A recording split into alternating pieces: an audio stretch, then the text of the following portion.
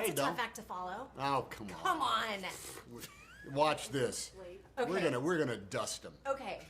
I don't want to waste any time on that, but I did want to give it to you. Wow. Typewriter. Oh, and Wow. that is John Steinbeck. Who the internet says you look like. So I feel Really? like it would be. You know what?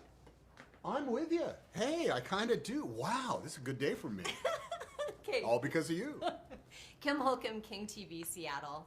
I know you were cast in this role because of your uncanny likeness. So the acting was secondary, I said to Baz says, I want this to be about the Colonel. I said, I've never seen a photograph of the Colonel. I do not know what the Colonel looks like. Who is the Colonel? And then he showed me. I said, you sure you want me? I think I'm going to spend some time in the makeup chair. Well, it and worked. we did. And Okay. you did, yeah. Well, it's like putting on a suit of armor. Everybody says, how'd you deal with that? I said, you sit in a chair and you wait. Right. That's all you do. You wait. Yeah. And then you go to work and you have half the work done for it. Elvis obviously has a hard time saying no to the Colonel. At this stage in your life and career, what makes you say yes? Wow, that's a very interesting question, and I will have to say the only thing that makes me say yes is I am fascinated by the question that is asked by the movie. A long time ago, I might have said something smart, and what that was is sometimes the hardest thing to say is no, because the money is great, the people are good, you're going to shoot it in, on a beach somewhere. I made those movies. But you're going to have such a good time making this movie.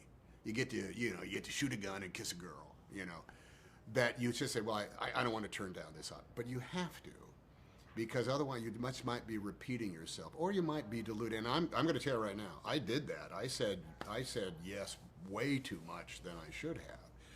But when you realize that the amount of your wherewithal is kind of like, it's precious, and that you can't go into it unless you are like 100%, you got to be like a rabid dog, a hungry dog, so turn me loose, I can't wait to get to work and do this.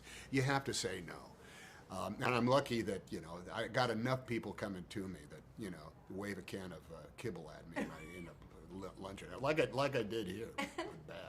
This one thing that's almost a theme in the film that I found was interesting is fear. That Elvis has stage fright at the beginning. Yeah. The Colonel is afraid of losing his He was petrified star. of the 1968 comeback special. Yes.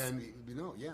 So do you think fear helps with creation? Oh, dear Lord, yes. If you're not petrified the night before you start shooting a movie, something is really wrong. And I say this, and I said it to Austin when we were doing it. He said, I said, hey man, no one's making the same movie until day 3 of shooting. Everybody is just worried about getting fired, whether this fake nose on me looks real or not. Am I sounding like him? Am I walking on it? Fear is a wonderful motivator, but it is matched with faith that you can figure it out. And that's something that you have to learn. What you learn is the fear never goes away. But you do develop a faith that you will get there. And if you're not there on day 4, you know what? You're another F word that I can't say right there. But you are that. No, let's not go there. So you don't, on the 4th day, you don't want to be F'd. You want to be operating on the first 2, on fear and faith. Last quick question. After making this film, do you feel like it was good to be Elvis? Or was his life a bit of a Shakespearean tragedy? How do you view it? I think that Shakespearean is the type of word you did. What he did not experience was a fall from grace because of hubris.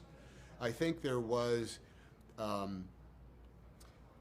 is a thing there about the dreams that he had that were not matched by the man who should have been his ally, which was Colonel Tom Parker. Tom Parker was a genius. He made Elvis who he was. He rendered Elvis unto the Rock of Eternity. What he did not do is have the artistic vision in his head to come to this single client of his and said, what statement do you want to make? What story do you want to tell? How can I make those dreams in your head become a reality? He didn't do that because he wasn't a manager. He was a promoter. And that difference is, I think, how you can say that that's how Colonel Tom Parker did a disservice to this one client by not imagining how truly grand he could have been.